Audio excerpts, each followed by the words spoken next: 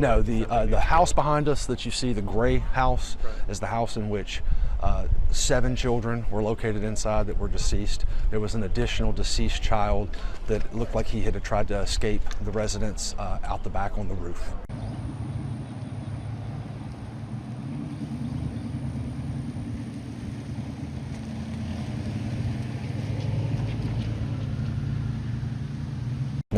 We want to thank LSP for coming in and helping, because this is a large operation. We have 3 crime scenes just here in Shreveport.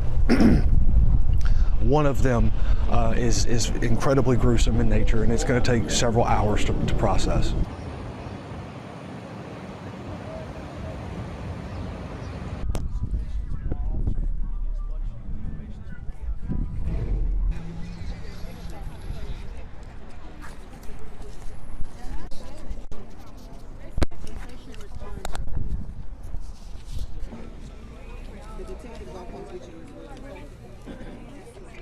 I know some of the suspect's children resided there. I'm not sure if at one point in time he lived there.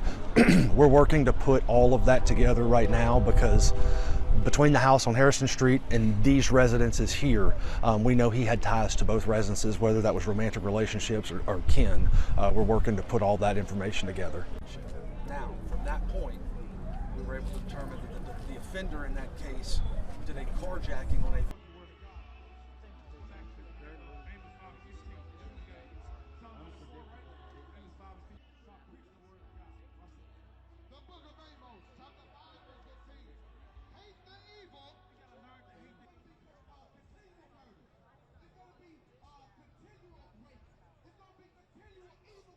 So the house behind us is where we had a very significant and catastrophic event this morning. This is a domestic incident that spilled into this house. We actually have 4 significant scenes. One scene in an adjacent parish. There's another house a couple of blocks over, and then there's 2 residents behind us that were all involved in these incidents. But the gray house behind me is where 8 children were killed this morning. They range in ages from about 18 months to about 12 years of age.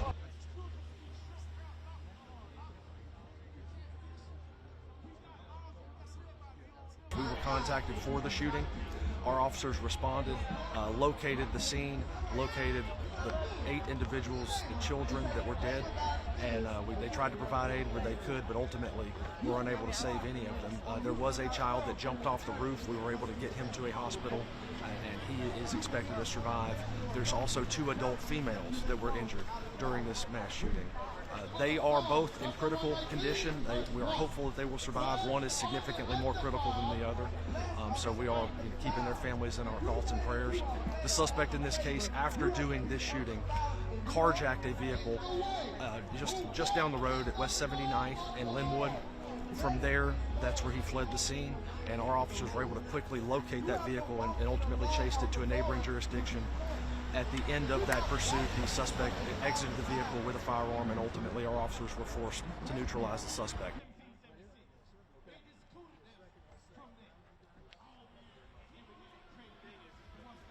The suspect in this case, this is entirely a domestic incident.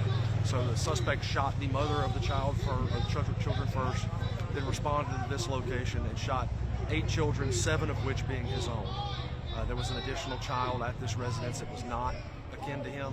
However, we're still working on relationships and whose parents are whose, but it's a very hectic scene. There's a lot to investigate, a lot to unpack, and we want to do the best we can to come up with a clear timeline, a clear reasoning, even though cases like this, the reasoning will never be fully understood. And it's something that's a tragedy in our community, and we're going to do the best we can to support those individuals involved and around, and do the best we can and move forward. It is very difficult. This is, a lot of times you have homicides that are people who know each other and they're fighting with each other. This is totally an unprovoked circumstance involving 8 children.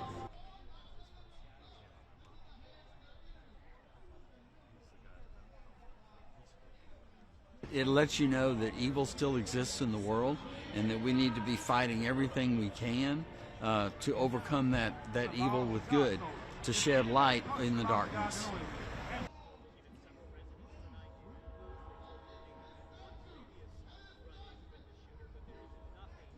Well, I think the community is in the process of gathering together. You see lots of people on the street here that are gathering for prayer and mutual support, and that's what communities need to do in this circumstance.